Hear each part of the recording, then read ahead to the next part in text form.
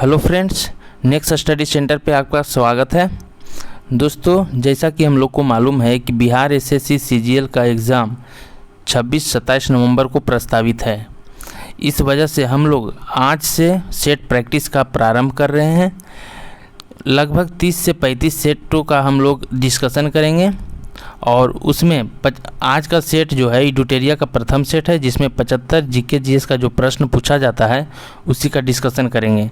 इसी प्रकार से हम लोग इडुटेरिया, प्लेटफॉर्म और जो भी अच्छे सेट प्रैक्टिस मार्केट में हैं उन सभी का डिस्कशन करेंगे और विस्तृत तरीके से डिस्कशन करेंगे। तो फ्रेंड्स, आज हम लोग इडुटेरिया का प्रथम सेट में प्रथम क्वेश्चन देखते हैं। पहला क्वेश्चन है, भारतीय संविधान में सर्वाधिक प्रभाव निम्न में से किसका माना जाता है? तो जैसा कि मालूम है, भारतीय संविधान में सर्वाधिक प्रभाव भारत सरकार अधिनियम 1935 का माना जाता है। इसी अधिनियम के तहत केंद्र में द्वैत शासन की स्थापना किया गया तथा प्रांतों में द्वैत शासन के स्थान पर स्वायत्त शासन की स्थापना किया गया है। वही केंद्र एवं प्रांतों में शक्तियों का भी विभाजन भारत सरकार अधिनियम 1935 के तहत ही किया गया है। भारत सरकार अधिनियम 1935 के तहत ही बर्मा को भारत से अलग कर दिया गया और आरबीआई का भी स्थापना इसी अधिनियम के तहत किया गया। चलिए देखते हैं नेक्स्ट क्वेश्चन। भारतीय संविधान द्वारा प्रारंभ में कितने मौलिक अधिकार प्रदान किए गए थे? तो प्रारंभ में 7 मौलिक अधिकार प्रदान किए गए थे, जिसमें 44वें संविधान संशोधन 1978 द्वारा संपत्ति का अधिकार को समाप्त कर दिया गया। तो इसलिए वर्तमान में अगर पूछा जाए कि भारतीय संविधान में वर्तमान में कितने मौलिक अधिकार है, तो वर्तमान में 6 मौलिक अधिकार है, क्योंकि 44वें संविधान संशोधन द्वारा संपत्ति का अधिकार मौलिक अधिकार से हटाकर 300 के क में शामिल किया गया है। अगर हम मौलिक अधिकार का बात करें तो भारतीय संविधान के भाग 3 में मौलिक अधिकार का वर्णन किया गया है। अगर पूछा जाए कि राष्ट्रीय आपातकाल के दौरान कौन कौन से आर्टिकल है मौलिक अधिकार का जो कि निलंबित नहीं किया जा सकता है, तो आर्टिकल है 20 तथा 21।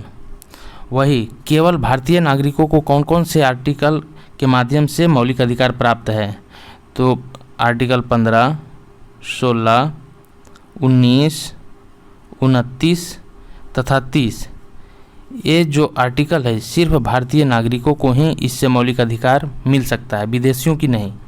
लेकिन अगर वही क्वेश्चन पूछा जाए कि कौन कौन से अनुच्छेद है जो कि विदेशियों और भारतीयों दोनों को प्राप्त है, तो भारतीय नागरिकों को तो सभी आर्टिकल भारतीय नागरिकों के लिए ही हैं, लेकिन उनमें से आर्टिकल 14, 20, 21 का ए, 22, 23, 24, 25, 26, 27, 28 ये सभी जो है वो विदेशियों को भी प्राप्त है।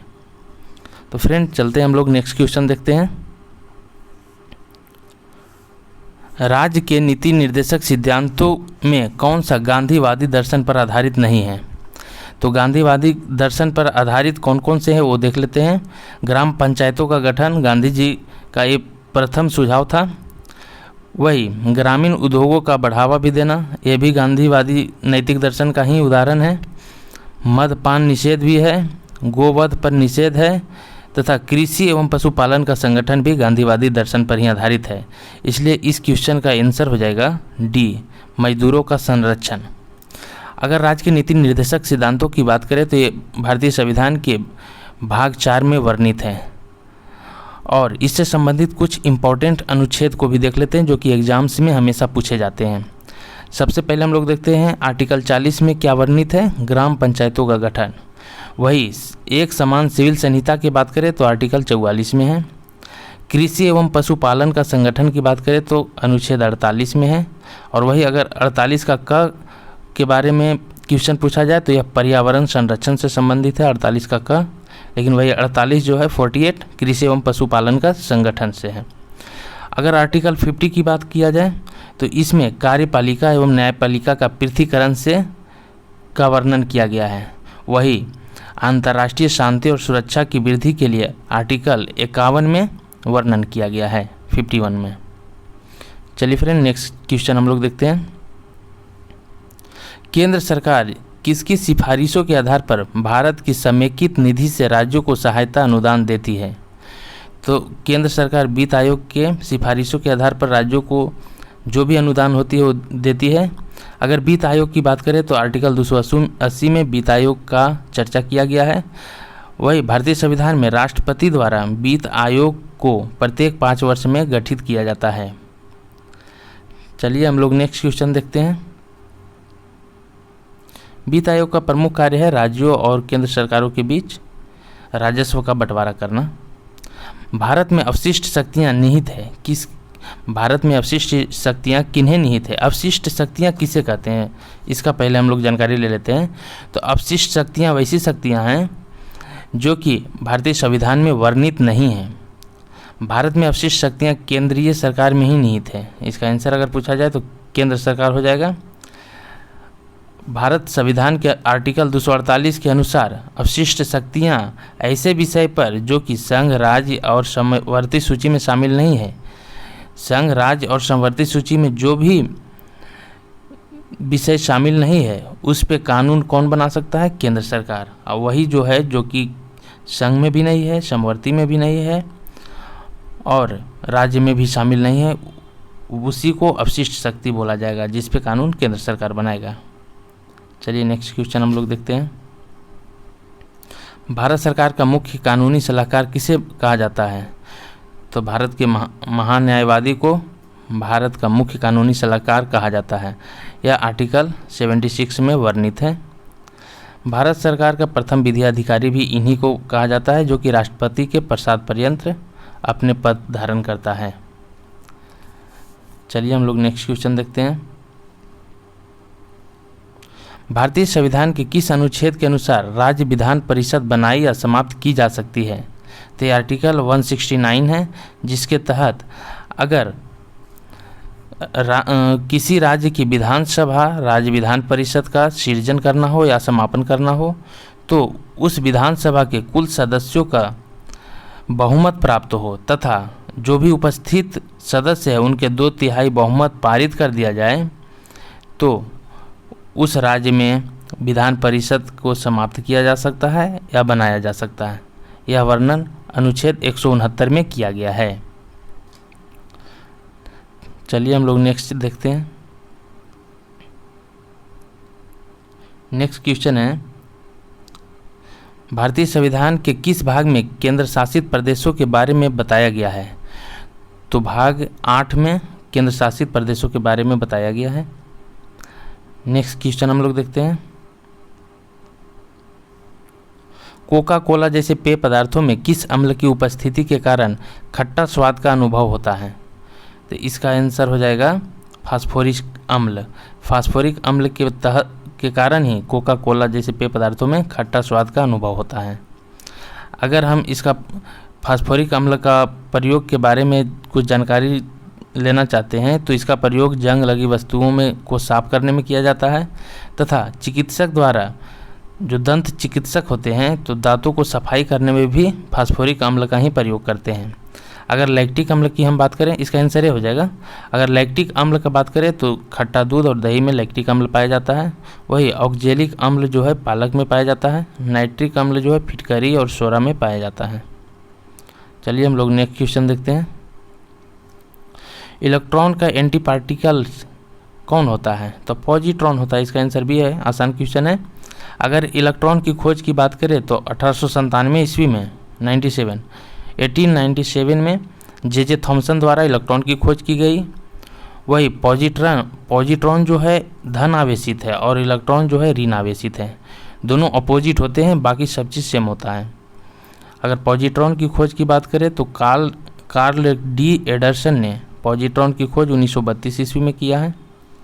वही प्रोटॉन की खोज की बात करें अगर तो प्रोटॉन की खोज रदरफोर्ड के द्वारा किया गया और न्यूट्रॉन की खोज जेम्स चैडविक के द्वारा किया गया।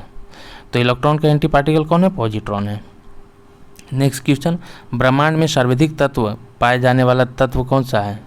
ब्रह्मांड में सर्वाधिक तत्व पाए जाने वाला तत्व कौन सा है? तो इसका आंसर हाइड्रोजन हो जाएगा। हाइड्रोजन की खोज हेनरी कैवेंडिश के द्वारा 1766 ईस्वी में किया गया है। और ब्रह्मांड में सर्वाधिक पाए जाने वाला तत्व हाइड्रोजन है, लेकिन अगर वायुमंडल में पूछा जाए तो वायुमंडल में सर्वाधिक नाइट्रोजन पाया जाता है। चलिए हम लोग देखते हैं नेक्स्ट क्वेश्चन। स्थिर ताप पर गैस की नियत मात्रा का आयतन उसके दाब के व्युत्क्रमानुपाती होता है। यह नियम क्या कहलाता है?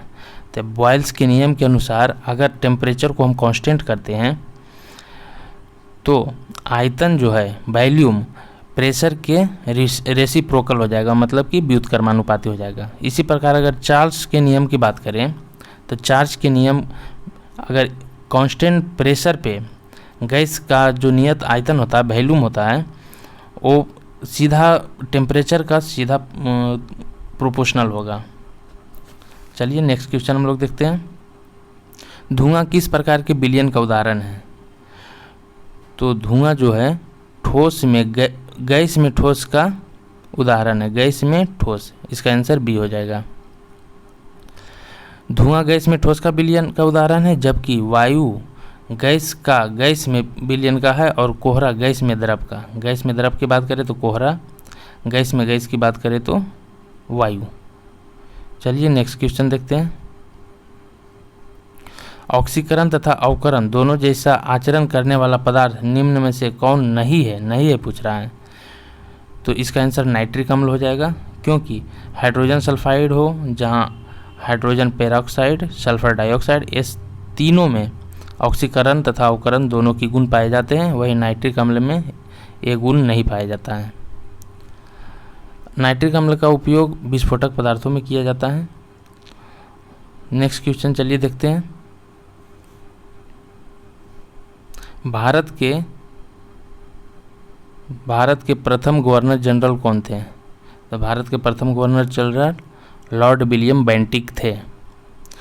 अगर अंतिम गवर्नर जनरल तथा प्रथम वायसराय की बात किया जाए तो लॉर्ड कैनिंग थे। वही स्वतंत्र भारत का प्रथम तथा अंतिम भारतीय गवर्नर जनरल की बात करें तो चक्रवर्ती राजगोपालाचारी थे। वही स्वतंत्र भारत के प्रथम गवर्नर जनरल की बात करें तो लॉर्ड माउंटबेटन थे। अगर लॉर्ड विलियम बेंटिक जो कि भारत के प्रथम गवर्नर जनरल थे, इनके बारे में कुछ प्रश्न देखा जाए तो इन्होंने 1829 ईस्वी में सती प्रथा को समाप्त किया, 1830 ईस्वी में ठगी प्रथा पर प्रतिबंध लगाया तथा शिशु हत्या की प्रथा को भी समाप्त किया और दास प्रथा पर भी प्रतिबंध लगाया। चलिए नेक्स्ट देखते हैं। भारत की प्रथम महिला आईपीएस कौन थी? तो किरण बेदी भारत की प्रथम आईपीएस महिला थी। वही भारत की प्रथम महिला आईएएस की बात करें तो अन्ना जॉर्ज है। और सुप्रीम कोर्ट की प्रथम महिला न्यायाधीश फातिमा बीबी हैं। और लीला सेठ के बारे में बात करें तो उच्च न्यायालय की प्रथम महिला मुख्य न्यायाधीश लीला सेठ। नेक्स्ट क्वेश्चन देखते हैं। कागजी मुद्रा जारी करने वाला प्रथम देश कौन है? चीन है, जो कि कागज की मुद्रा जारी करने वाला प्रथम देश है। अगर पुस्तक मुद्रित करने वाला प्रथम देश पूछा जाए तो वो भी चीन ही है। चलिए नेक्स्ट क्वेश्चन देखते हैं। फॉल बैक शब्द निम्न में से किस खेल से संबंधित है? तो फॉल बैक शब्द कुश्ती से संबंधित है। कुश्ती से संबंधित कुछ और शब्दावली है जो कि फॉल बैक, डॉग फॉल, पुल, चीत। Next question. भारत ने सर्वप्रथम किस वर्ष राष्ट्रमंडल खेलों में भाग लिया? तो भारत सर्वप्रथम 1934 ईस्वी में राष्ट्रमंडल खेलों में भाग लिया, लेकिन अगर राष्ट्रमंडल खेलों की बात की जाए तो यह प्रथम बार 1930 ईस्वी में हैमिल्टन में आयोजित की गई थी, जो कि कनाडा में स्थित है। लेकिन भारत 1934 में प्रथम बार भाग लिया। अभी तक भारत 1930, 1950, 1962 तथा 1986 में राष्ट्रमंडल खेलों में भाग नहीं लिया है। बाकी सभी राष्ट्रमंडल खेलों में भारत के द्वारा अपना प्रतिनिधित्व किया गया है। अगर पूछा जाए जो अभी फ़िलहाल 2022 में बर्मिंघम में राष्ट्रमंडल खेलों का आयोजन किया गया, उसमें भारत ने कुल कितने पदक जीते हैं? तो भारत ने टोटल 61 पदक जीतकर चौथा स्थान हासिल किया है। 61 पदक में 22 स्वर्ण पदक, 16 रजत और 23 कांस्य पदक के साथ भारत चौथे स्थान पर रहा है। और देखिए मैथ का क्वेश्चन है। मैथ का क्वेश्चन हम अलग से किसी वीडियो में करवाएंगे। अभी जो भी क्वेश्चन है जीके जीएस का, उसी के बारे में हम लोग डिस्कशन करेंगे। चलिए देखते हैं नेक्स्ट क्वेश्चन कहाँ से है। नेक्स्ट क्वेश्चन 45 से है। आइए देखते हैं इसके बारे में। 45 क्वेश्चन में बोला जा रहा है भारत के किस राज्य का समुद्र तट रेखा सबसे अधिक लंबा है? तो इस क्वेश्चन का आप लोग जवाब दीजिए कमेंट सेक्शन में। हम बता रहे हैं कि भारत के गुजरात का समुद्र तट रेखा सर्वाधिक लंबा है। अगर पूछा जाए कि भारत के कितने राज्य हैं जो कि समुद्र तट रेखा से संबंधित है, तो टोटल 9 राज्य है जो कि समुद्र से लगा हुआ है। अगर सबसे लंबा तट रेखा की बात करें तो हम लोग देख चुके हैं गुजरात है, और वही सबसे छोटा तट रेखा की बात करें तो गोवा है। गोवा सबसे छोटी तट रेखा है। अगर पूछा जाए कि समुद्र तट रेखा से कौन कौन से राज्य लगे हुए हैं, तो इसको भी हम लोग देख लेते हैं मैप के थ्रू। पूर्वी और पश्चिमी राज्य में देख लेते हैं। इधर हम देखेंगे तो गुजरात, महाराष्ट्र, गोवा, उसके बाद नीचे अगर बढ़ते हैं तो कर्नाटक, केरल, यहाँ पे तमिलनाडु, तमिलनाडु के बाद आंध्र प्रदेश, उड़ीसा और पश्चिम बंगाल। टोटल 9 राज्य लगे हुए हैं, जिसमें पूर्वी और पश्चिमी राज्यों को आप ध्यान में रखिएगा। अगर इसी प्रकार कर्क रेखा पूछा जाए भारत के कितने राज्यों से गुजरता है, तो भारत के 8 राज्यों से कर्क रेखा गुजरता है, गुजरात से लेकर पूर्वी से पश्चिमी तक। आप लोग ये देख लीजिएगा कौन कौन से राज्य हैं, नहीं तो इसका हम कोई वीडियो बनाकर आपको विस्तृत रूप से समझा देंगे। नेक्स्ट क्वेश्चन है, निम्नलिखित में से कौन सुमेलित नहीं है? ये पर्वत है, पर्वत दर्रा, और ये राज्य है। अब आप लोग देखिए इसमें कौन सुमेलित नहीं है। शिवकिला हिमाचल प्रदेश सही है, बोमडीला अरुणाचल प्रदेश ये भी सही है, नाथुला मेघालय ये गलत है, जोजिला जम्मू कश्मीर ये भी सही है। तो इसका मतलब इसका आंसर सी हो जाएगा, क्योंकि नाथुला जो है वो सिक्किम में है, और ये भारत एवं चीन के बीच होने वाली प्राचीन व्यापारिक सिल्क मार्ग था, उसी का एक उप शाखा है नाथुला दर्रा, जो कि सिक्किम राज्य में स्थित है। चलिए नेक्स्ट क्वेश्चन हम लोग देखते हैं। सुबनसिरी निम्नलिखित में से किसकी सहायक नदी है? सुबनसिरी ब्रह्मपुत्रा की सहायक नदी है। अगर ब्रह्मपुत्रा की सहायक नदियों की बात करें तो सुबनसिरी है, तिस्ता भी है, लोहित है, बराक है, मानस है, संकोच है, ये सभी ब्रह्मपुत्रा की सहायक नदी है। अगर ब्रह्मपुत्रा को पूछा जाए बांग्लादेश में किस नाम से जाना जाता है, तो ब्रह्मपुत्रा को जमुना के नाम से जाना जाता है। नेक्स्ट क्वेश्चन देखते हैं, भारत में सर्वाधिक भूभाग क्षेत्र में कौन सी मिट्टी पाई जाती है? तो जलोढ़ मिट्टी भारत में सर्वाधिक पाई जाती है, लगभग 42% जलोढ़ मिट्टी है भारतीय भूभाग का। अगर इस मिट्टी में पोषक तत्व की बात की जाए तो पोटास तथा चूना की प्रचुरता रहती है, लेकिन नाइट्रोजन और फास्फोरस की कमी होती है। चलिए नेक्स्ट क्वेश्चन हम लोग देखते हैं।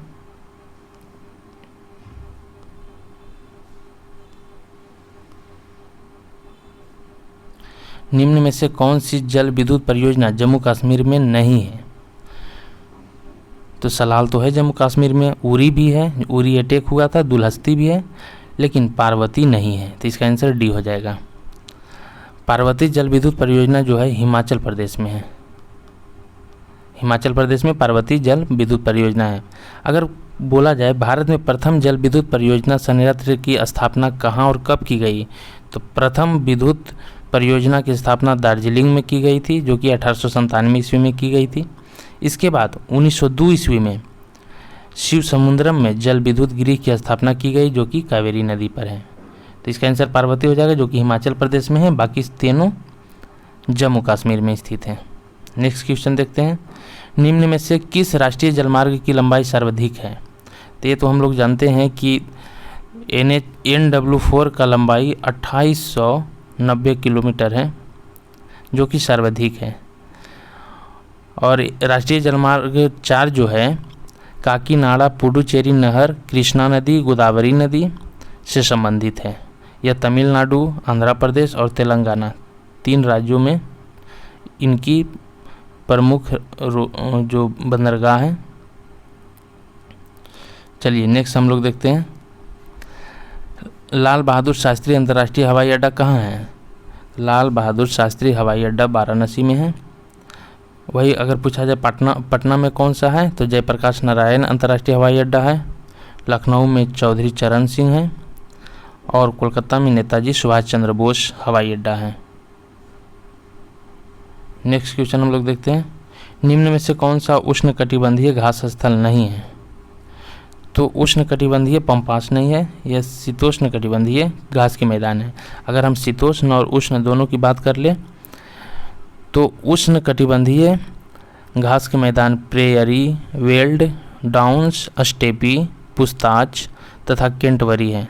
अगर ये भी पूछा जाए प्रेयरी कहाँ है तो ये अमेरिका में है, यूएसए में, वेल्ड है दक्षिण अफ्रीका में, वही डाउन्स ऑस्ट्रेलिया में, स्टेपी यूरोप और एशिया दोनों में स्थित है, पुस्ताज हंगरी में और केंटवरी न्यूजीलैंड में है। अगर शीतोष्ण घास कटिबंधीय घास के मैदान की बात करें तो सवाना, कंपोज, लानोज और सवाना कहाँ पे है? सवाना अफ्रीका में, कंपोज ब्राज़ील में, लानोज वेनेजुएला में स्थित है। नेक्स्ट क्वेश्चन देखते हैं। प्रथम पृथ्वी शिखर सम्मेलन का आयोजन कहाँ किया गया? तो रियो डी जेनेरियो में प्रथम पृथ्वी शिखर सम्मेलन का आयोजन किया गया 1992 ईस्वी में, जो कि ब्राज़ील में स्थित है। चलिए हम लोग नेक्स्ट क्वेश्चन देखते हैं। राष्ट्रीय पर्यावरण अभियांत्रिकी शोध संस्थान नीरी निम्न में से कहाँ स्थित है? तो नीरी जो है नागपुर में अवस्थित है। चलिए नेक्स्ट हम लोग देखते हैं क्वेश्चन, इसमें कुछ ज़्यादा देखने की ज़रूरत नहीं है।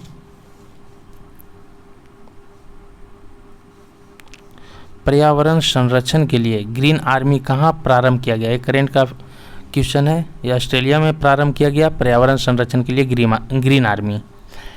नेक्स्ट क्वेश्चन है, समुद्री वातावरण में मुख्य प्राथमिक उत्पादक होते हैं?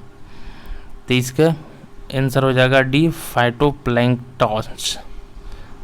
ये क्या है? फाइटोप्लैंक्टन्स समुद्री खाद्य श्रृंखला में फाइटोप्लैंक्टन्स प्रमुख प्राथमिक उत्पादक होते हैं। ये प्रकाश संश्लेषण द्वारा ऊर्जा प्राप्त करते हैं। पृथ्वी के वायुमंडल में उपस्थित ऑक्सीजन की अधिकतर मात्रा के लिए फाइटोप्लैंक्टन्स ही उत्तरदायी हैं। नेक्स्ट क्वेश्चन हम लोग देखते हैं। मॉन्ट्रियल प्रोटोकॉल निम्न में से किससे संबंधित है? तो ओजोन परत के से संबंधित है। मॉन्ट्रियल प्रोटोकॉल 1 जनवरी 1889 ईस्वी में प्रभावी हुई थी। इसका मुख्य उद्देश्य था क्लोरोफ्लोरोकार्बन का जो उत्सर्जन है उसको कम करना। चलिए नेक्स्ट क्वेश्चन हम लोग देखते हैं। निम्न में से कौन सी सभ्यता अपने नगर नियोजन के लिए प्रसिद्ध थी? तो सिंधु घाटी सभ्यता जो थी वो अपने नगर नियोजन के लिए प्रसिद्ध थी। अगर सिंधु घाटी सभ्यता में 2 प्रमुख शहर थे, हड़प्पा और मोहनजोदारो। अगर हड़प्पा की बात की जाए तो 1921 में इसकी खोज दयाराम साहनी के द्वारा किया गया और वही मोहनजोदड़ो की 1922 ईस्वी में रखालदास बनर्जी के द्वारा किया गया था। चलिए नेक्स्ट हम लोग देखते हैं। प्राचीन भारत के प्रसिद्ध शासक जिसने अपने जीवन के अंतिम दिनों में जैन धर्म अपना लिया, तो चंद्रगुप्त मौर्य थे। चंद्रगुप्त मौर्य अपने जीवन के अंतिम दिनों में जैन धर्म अपना लिए थे। उसने जैन साधु भद्रबाहु से जैन धर्म की दीक्षा लेकर श्रवण बेलगोला में, जो कि कर्नाटक में स्थित है, 298 ईस्वी पूर्व में उपवास विधि द्वारा, जिसे सल्लेखन विधि भी बोला जाता है, अपना शरीर को त्याग दिए थे। इन्हीं के दरबार में चाणक्य रहते थे जिसने अर्थशास्त्र की रचना की है। वही सेल्यूकस निकेटर का राजदूत मेगास्थनीज चंद्रगुप्त मौर्य के दरबार में ही आया था, जिसका पुस्तक इंडिका है। चलिए नेक्स्ट क्वेश्चन हम लोग देखते हैं। निम्न में से कौन सी कला ग्रीक बौद्ध कला के नाम से जाना जाता है? तो एक गंधार कला है। गंधार कला कनिष्क काल में सर्वाधिक विकसित हुई थी। भरहुत स्तूप इसका प्रमुख उदाहरण है। चलिए नेक्स्ट क्वेश्चन देखते हैं। चंगेज खान ने किसके शासनकाल में भारत की सीमाओं पर आक्रमण किया था? तो इल्तुतमिश के काल में चंगेज खान ने भारत के सीमा पर आक्रमण किया था। सिंधु तक ये आया था। वो किसका पीछा कर रहा था? जलालुद्दीन मुगबर्नी का, जिसका कि प्रेम प्रसंग था चंगेज खान की बेटी से। इसी कारण से चंगेज खान ने उसे पकड़ने के लिए सिंध तक आया था। चलिए नेक्स्ट क्वेश्चन हम लोग देखते हैं। दिल्ली सल्तनत का अंतिम वंश कौन था? तो लोधी वंश था दिल्ली सल्तनत का अंतिम वंश। दिल्ली सल्तनत से प्रमुख क्वेश्चन इस प्रकार पूछा जाता है कि सबसे कम समय तक दिल्ली सल्तनत का कौन सा वंश शासन किया और सर्वाधिक समय तक कौन शासन किया? तो सबसे कम समय तक खिलजी वंश था, जो कि लगभग 30 वर्ष तक शासन किया। वही सर्वाधिक तुगलक वंश लगभग 94 वर्ष शासन किया है। चलिए नेक्स्ट क्वेश्चन हम लोग देखते हैं।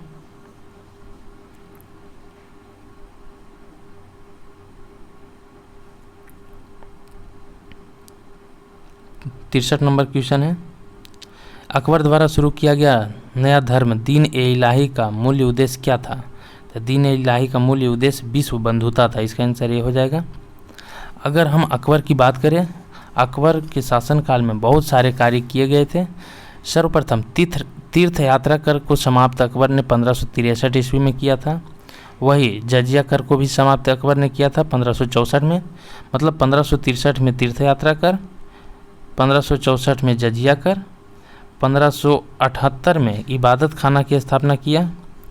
वही मजहर की घोषणा 1579 में मजहर की घोषणा किया। अगर दीन ए इलाही धर्म की बात करें तो 1582 ईस्वी में दीन ए इलाही की स्थापना किया, जिसका मूल्य उद्देश्य विश्व बंधुत्व था। और इस धर्म का प्रथम अनुयायी बीरबल था, जबकि अब्दुल फजल इसका प्रधान पुरोहित था। चलिए नेक्स्ट क्वेश्चन हम लोग देखते हैं। भारतीय राष्ट्रीय कांग्रेस के प्रथम मुस्लिम अध्यक्ष कौन थे? तो बदरुद्दीन तैयब जी। इसका आंसर डी हो जाएगा। अगर भारतीय राष्ट्रीय कांग्रेस की बात किया जाए तो 28 दिसंबर 1885 ईस्वी को इसकी स्थापना किया गया। इसके प्रथम अध्यक्ष जो थे वो बोमेश चंद्र बनर्जी, बीसी बनर्जी भी जिन्हें कहा जाता है। इसकी स्थापना मुंबई में किया गया था। कुल प्रतिनिधि 72 जो भाग लिए थे प्रथम अधिवेशन में। अगर पूछा जाए कि कांग्रेस में सर्वप्रथम फुट कब हुआ? 1907 ईस्वी का जब सूरत अधिवेशन चल रहा था, उसी समय गरम दल तथा नरम दल में विभाजन हुआ और उसका मिलन 1916 के लखनऊ अधिवेशन में हुआ, जब गरम दल, नरम दल तथा मुस्लिम लीग भी इस अधिवेशन में कांग्रेस के साथ मिल गया था। अगर पूछा जाए क्वेश्चन कि प्रथम महिला अध्यक्ष कौन और कब बनी, तो कोलकाता अधिवेशन में 1917 ईस्वी में एनी बेसेंट जो थी वो प्रथम महिला अध्यक्ष बनी कांग्रेस की। वही भारतीय महिला अध्यक्ष प्रथम बनी 1925 ईस्वी में कानपुर अधिवेशन में सरोजिनी नायडू। भारत में अभी तक कांग्रेस के 7 प्रधानमंत्री रह चुके हैं 1947 के बाद। चलिए हम लोग नेक्स्ट क्वेश्चन देखते हैं। साबरमती आश्रम की स्थापना गांधी जी द्वारा कब किया गया? तो साबरमती आश्रम की स्थापना 1917 में किया गया, लेकिन इसके पीछे की कहानी है गुजरात में जब 1915 ईस्वी में गांधी जी ने सत्याग्रह आश्रम की स्थापना किया था गुजरात में 1915 ईस्वी में। और गांधी जी ने अहमदाबाद के कोचरब नामक स्थान पर इसका स्थापना किया था सत्याग्रह आश्रम का।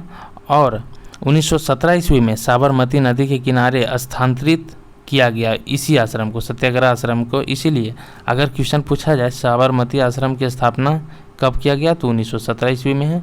लेकिन साबरमती आश्रम को ही सत्याग्रह आश्रम के नाम से 1915 में स्थापित किया गया था, जिससे कि कालांतर में 1917 ईस्वी में स्थानांतरित कर दिया गया साबरमती नदी के किनारे। इसीलिए इसे साबरमती आश्रम भी कहा जाता है। चलिए नेक्स्ट क्वेश्चन है, निम्न में से किस घटना के पहले सविनय अवज्ञा आंदोलन हुआ था?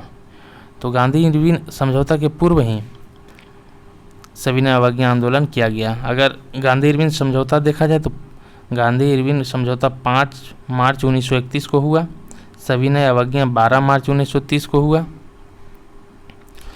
साइमन कमीशन 3 फरवरी 1928 को भारत आया। वही चौरा चौरी कांड 5 फरवरी 1922 को हुआ। पूना समझौता 24 सितंबर 1932 को हुआ। प्रथम गोलमेज सम्मेलन की बात करें तो 1930 में प्रथम गोलमेज सम्मेलन हुआ। चलिए नेक्स्ट क्वेश्चन हम लोग देखते हैं। रविंद्रनाथ टैगोर की गीतांजलि निम्न में से किसका संग्रह है? तो यह कविताओं का संग्रह है। गीतांजलि के लिए रविंद्रनाथ टैगोर को नोबेल पुरस्कार भी 1913 ईस्वी में दिया गया था। यह मुख्यतः बांग्ला भाषा में लिखा गया है। नेक्स्ट क्वेश्चन हम लोग देखते हैं, भारत ने किस देश को हराकर, करंट का क्वेश्चन है, पहली बार थॉमस कप का खिताब जीता है? तो इन्होंने इंडोनेशिया को हराकर थॉमस कप जीता है। भारत में हाल के नए निर्वाचित मुख्य निर्वाचन आयुक्त किसे बनाया गया है? हाल ही में भारत के नए मुख्य निर्वाचन आयुक्त का चुनाव किया गया है। वह कौन है? राजीव कुमार जी हैं, जो कि ऑप्शन ए में है। चलिए नेक्स्ट क्वेश्चन हम लोग देखते हैं। इसका आंसर हो जाएगा राजीव कुमार। दुनिया के पहले पहियों पर संग्रहालय का उद्घाटन भारत के किस शहर में किया गया है? तो ये कोलकाता शहर में किया गया है। अगर यही क्वेश्चन पूछा जाए कि रेस्टोरेंट ऑन व्हील कहाँ स्थापित किया गया है, तो यह आसनसोल में है। नेक्स्ट क्वेश्चन है, टाटा आईपीएल 2022 का खिताब किस टीम ने जीती? तो टाटा आईपीएल का खिताब गुजरात टाइटंस ने राजस्थान रॉयल्स को हराकर जीती है। यह मुकाबला जो फाइनल का था वह गुजरात के नरेंद्र मोदी स्टेडियम में ही खेला गया था। चलिए नेक्स्ट क्वेश्चन हम लोग देखते हैं।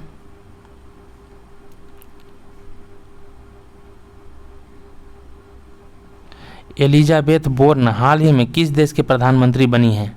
तो एलिजाबेथ बोर्न फ्रांस की प्रधानमंत्री बनी है। अंतर्राष्ट्रीय बुकर पुरस्कार 2022 हेतु किसे चुना गया है? तो गीतांजलि श्री को अंतर्राष्ट्रीय बुकर पुरस्कार 2022 के लिए नियुक्त किया गया है, चुना गया है, जो भी कह सकते हैं। इन्होंने अपने उपन्यास टॉम्ब ऑफ सैंड के लिए अंतर्राष्ट्रीय पुरस्कार जीता है। चलिए नेक्स्ट क्वेश्चन हम लोग देखते हैं। कोविड महामारी के समय में निम्न में से किस एक्ट के तहत भारत सरकार ने फेस मास्क और सैनिटाइजर को अनिवार्य वस्तु की घोषणा के रूप में की है? तो इसका आंसर हो जाएगा आवश्यक वस्तु अधिनियम 1935 में बनाया गया था, जिसके तहत ही फेस मास्क और सैनिटाइजर को अनिवार्य वस्तु घोषित किया गया। क्वेश्चन नंबर 75 है, बहुत ही इंपॉर्टेंट क्वेश्चन है। विश्व पृथ्वी दिवस 2022 का विषय क्या है? तो विश्व पृथ्वी दिवस 2022 का विषय है invest in our plant. Invest in our plant. Next question है, riding free my Olympic journey पुस्तक किसके द्वारा लिखी गई है? तो राइडिंग फ्री जो है इम्तियाज अनीस के द्वारा लिखा गया है। इस नाम से ही आप पहचान सकते हैं कि ये कौन है। इम्तियाज अनीस जो हैं ओलंपिक में घुड़सवारी के खेल में भारत का प्रतिनिधित्व करने वाले दूसरे भारतीय हैं। चलिए नेक्स्ट क्वेश्चन हम लोग देखते हैं। हाल ही में किस देश द्वारा विकसित दुनिया के पहले डीएनए आधारित वैक्सीन जाइकोव डी के आपातकालीन उपयोग को मंजूरी दी गई है? तो यह भारत के द्वारा है। भारत द्वारा स्वदेशी रूप से विकसित किया गया है जाइकोविड को। यह भारतीय कंपनी जाइडस कैडिला द्वारा निर्मित किया गया है। चलिए नेक्स्ट क्वेश्चन देखते हैं। ये सब रीजनिंग का क्वेश्चन है। ये सब क्वेश्चन हम लोग बाद में देखेंगे। बाकी जो भी जीके जीएस का क्वेश्चन है उसका हम लोग अध्ययन करते हैं। नेक्स्ट क्वेश्चन देखते हैं कहाँ पे है।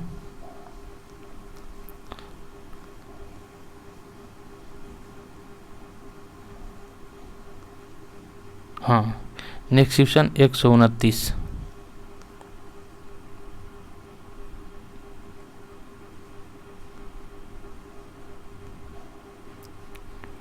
डिस्टरबेंस के लिए सॉरी। चलिए, निम्न में से कौन सा कोशिकांग पादप कोशिका में पाया जाता है किंतु जंतु कोशिका में नहीं पाया जाता है? तो आप लोग सभी जानते होंगे कि क्लोरोप्लास्ट जंतु कोशिका में नहीं पाया जाता है। अगर इसकी बात की जाए तो क्लोरोप्लास्ट केवल पादप कोशिका में पाया जाता है। क्लोरोफिल की सहायता से प्रकाश संश्लेषण की क्रिया संपन्न होती है क्लोरोप्लास्ट में। अगर कोशिका का रसोई घर किसे कहा जाता है? तो ये भी क्लोरोप्लास्ट को ही कहा जाता है। क्लोरोफिल में मैग्नीशियम धातु उपस्थित होता है। ये सब 4-5 इंपॉर्टेंट पॉइंट थे क्लोरोप्लास्ट और क्लोरोफिल से संबंधित। चलिए नेक्स्ट क्वेश्चन हम लोग देखते हैं। इंसुलिन की खोज किसने किया? तो वेटिंग एवं वेस्ट के द्वारा इंसुलिन की खोज की गई है। इंसुलिन में जिंक पाया जाता है। यह अग्नाशय के बीटा सेल से स्रावित होती है। इसका मुख्य कार्य है रुधिर में ग्लूकोज की मात्रा को सामान्य बनाए रखना इंसुलिन की। नेक्स्ट क्वेश्चन है, दो अस्थियों एक दूसरे से किस अन्य संयोजी ऊतक द्वारा जुड़ी हो सकती है जिसे कहा जाता है?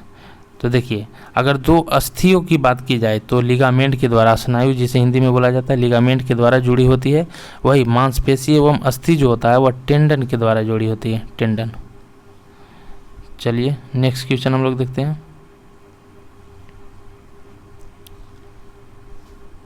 निम्न में से कौन सा सही सुमेलित नहीं है?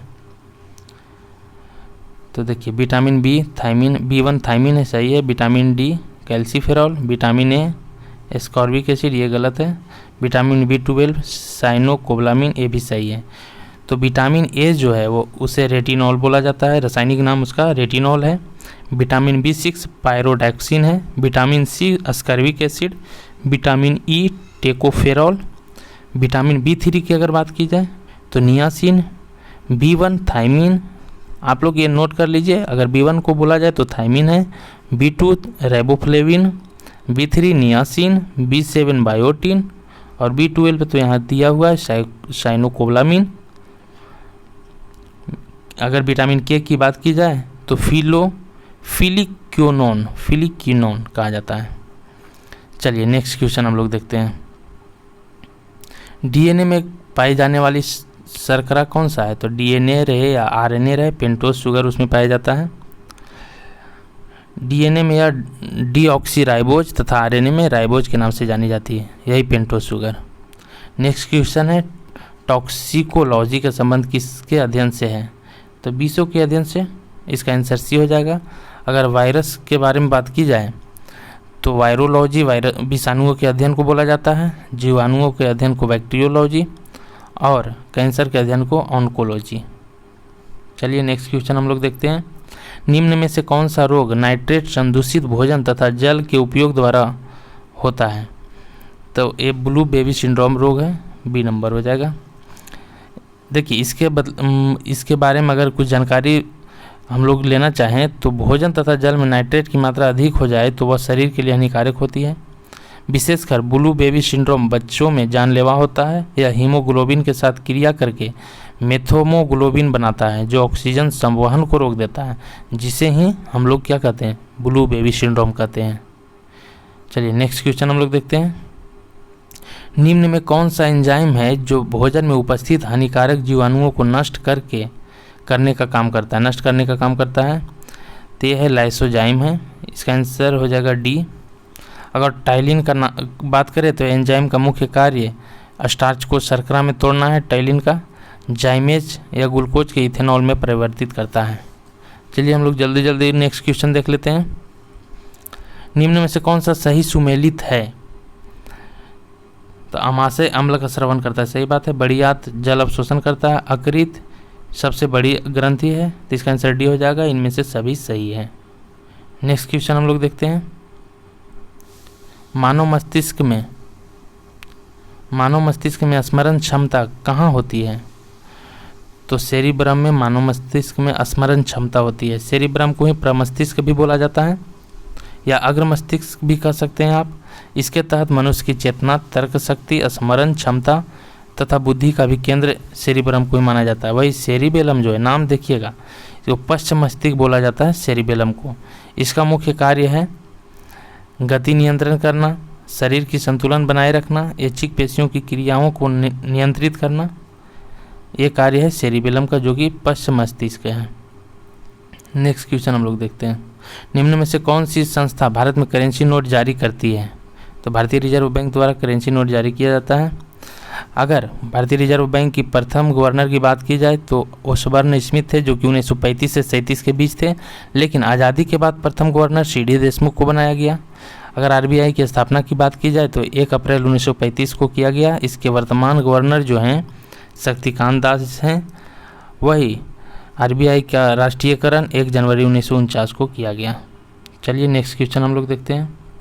भारतीय साख समितियों द्वारा कृषकों को किस प्रकार का ऋण उपलब्ध कराया जाता है? तो अल्पकालीन ऋण भी दिया जाता है, मध्यकालीन ऋण भी दिया जाता है, दीर्घकालीन ऋण भी दिया जाता है। इसका मतलब इसका आंसर डी हो जाएगा। चलिए नेक्स्ट क्वेश्चन हम लोग देखते हैं। प्रधानमंत्री जीवन ज्योति बीमा योजना किस आयु वर्ग के व्यक्तियों को उपलब्ध कराई जाती है? तो इसका आंसर हो जाएगा 18 से 50 वर्ष, मतलब बी। नेक्स्ट क्वेश्चन हम लोग देखते हैं। अगर प्रधानमंत्री जीवन ज्योति बीमा योजना की बात की जाए तो इसकी शुरुआत 9 मई 2015 को की गई। चलिए अब हम लोग लास्ट की ओर पहुंच रहे हैं। Question number 142। भारत में प्रत्येक वित्तीय वर्ष कब प्रारंभ होता है? तो कब नहीं, भारत में प्रत्येक वित्तीय वर्ष होता है कब से कब तक? तो 1 अप्रैल से 31 मार्च तक। ऑप्शन देख लीजिए, सी नंबर है, 1 अप्रैल से 31 मार्च तक। नेक्स्ट क्वेश्चन है, स्थिर या गतिज अवस्था में स्वतः परिवर्तन नहीं होने की प्रवृत्ति को क्या कहा जाता है? तो जड़त्व हम लोग इतना पढ़े हैं कि जड़त्व जो होता है वह स्थिर या गतिज अवस्था में स्वतः परिवर्तन नहीं होता है। न्यूटन के प्रथम गति को, प्रथम नियम को जड़त्व के नियम भी कहा जाता है, न्यूटन का प्रथम नियम को। चलिए नेक्स्ट क्वेश्चन हम लोग देखते हैं। निम्न में से कौन सा उपकरण प्रकाश ऊर्जा को विद्युत ऊर्जा में परिवर्तित करता है? तो सौर सेल जो है प्रकाश ऊर्जा को विद्युत ऊर्जा में परिवर्तित करता है। अगर विद्युत हीटर की बात की जाए तो यह विद्युत ऊर्जा को ऊष्मा ऊर्जा में, और डायनेमो की बात की जाए तो यह आंतरिक ऊर्जा को विद्युत ऊर्जा में, विद्युत मोटर जो है विद्युत ऊर्जा को आंतरिक ऊर्जा में। तो इसका आंसर बी हो जाएगा। चलिए नेक्स्ट क्वेश्चन हम लोग देखते हैं। किसी द्रव्य का तापमान में वृद्धि होने से द्रव्य के पृष्ठ तनाव पर क्या प्रभाव पड़ते हैं? तो पृष्ठ तनाव घटेगा अगर हम टेम्परेचर को बढ़ाएंगे। वही पृष्ठ तनाव के बारे में बात करें तो यह टेम्परेचर का व्युत्क्रमानुपाती होता है। मतलब टेम्परेचर अगर बढ़ाएंगे तो पृष्ठ तनाव कम होगा, अगर टेम्परेचर घटाएंगे तो पृष्ठ तनाव ज़्यादा होगा। तापमान के बढ़ने से सत्संजक बल कमज़ोर होता है। सत्संजक बल भी टेम्परेचर को बढ़ाने से कम होता है, जिससे कि पृष्ठ तनाव के मान घटता है। चलिए नेक्स्ट क्वेश्चन हम लोग देखते हैं। 146 है, ध्वनि का तारत्व या तीक्ष्णता का निर्धारण किससे किया जाता है? तो यह ध्वनि की आवृत्ति से किया जाता है। अगर पूछा जाए ध्वनि की चाल सर्वाधिक किसमें होती है, तो जितना माध्यम सघन होगा ध्वनि की चाल उतना ही अधिक होगा। अगर वायु में ध्वनि की चाल की जाए तो 320 मीटर पर सेकेंड, अल्कोहल में वही हल्का माध्यम सघन हुआ तो 1213, और लोहा जो कि ठोस है उसमें ध्वनि की चाल सर्वाधिक 5130 मीटर पर सेकेंड होता है। चलिए नेक्स्ट क्वेश्चन हम लोग देखते हैं। विद्युत परिपथ में फ्यूज को कहाँ लगाया जाता है? तो गर्म तार या जीवित तार में ही लगाया जाता है फ्यूज को। अगर फ्यूज की बात की जाए तो यह उच्च प्रतिरोध एवं निम्न गलनांक के होते हैं। फ्यूज टीन तथा सीसा के मिश्र धातु से बनाया जाता है। चलिए नेक्स्ट क्वेश्चन हम लोग देखते हैं। लेक्लांसे सेल में प्रयुक्त विद्युत अपघटन, लेक्लांसे सेल में प्रयुक्त विद्युत अपघट्य है तो ये अमोनियम क्लोराइड रहता है लेक्लांसे सेल में। इसका उपयोग मुख्यतः विद्युत घंटी, टेलीफोन आदि में किया जाता है। चलिए नेक्स्ट क्वेश्चन हम लोग देखते हैं कि स्वच्छ जल वाले तालाब की आभासी गहराई वास्तविक गहराई से कम दिखाई देती है, इसका कारण क्या है? तो इसका कारण अपवर्तन है। अपवर्तन के कारण ही होता है ऐसा। अगर अपवर्तन की कुछ एग्जाम्पल की बात करें तो रात्रि के समय में तारों का टिमटिमाना भी अपवर्तन के कारण ही होता है। द्रव में अंशतः डूबी हुई सीधी छड़ टेढ़ी दिखाई देती है, ये भी अपवर्तन की वजह से। सूर्योदय और सूर्यास्त के कुछ समय बाद भी सूर्य का दिखाई देना, ये भी अपवर्तन का ही गुण है। और जल के अंदर पड़ी कोई भी मछली वास्तविक गहराई से कुछ ऊपर दिखाई देती है, ये भी अपवर्तन के ही कारण होता है। चलिए नेक्स्ट क्वेश्चन हम लोग देखते हैं, जो कि लास्ट क्वेश्चन होगा आज का। निम्न में से किस रंग या वर्ण का अपवर्तनांक सबसे अधिक होता है? तो सबसे अधिक अपवर्तनांक बैगनी रंग का है। अगर अपवर्तनांक की बात की जाए तो सर्वाधिक बैगनी का और सबसे कम लाल का है। वही तरंगदैर्घ्य की बात की जाए तो सबसे ज़्यादा तरंगदैर्घ्य लाल का और सबसे कम बैगनी का है। अगर विक्षेपण की बात की जाए तो सर्वाधिक विक्षेपण किसका होगा? बैगनी का होगा और सबसे कम लाल का होगा। तो फ्रेंड्स आज पहला सेट को यहीं समाप्त करते हैं। अगर इसमें आपको जो भी अच्छाई लगा हो और कुछ सुधारने की भी बात हो तो वो कमेंट सेक्शन में आप ज़रूर बताएं। धन्यवाद दोस्तों। हम लोग नेक्स्ट सेट जल्द ही अपलोड करेंगे। Thank you.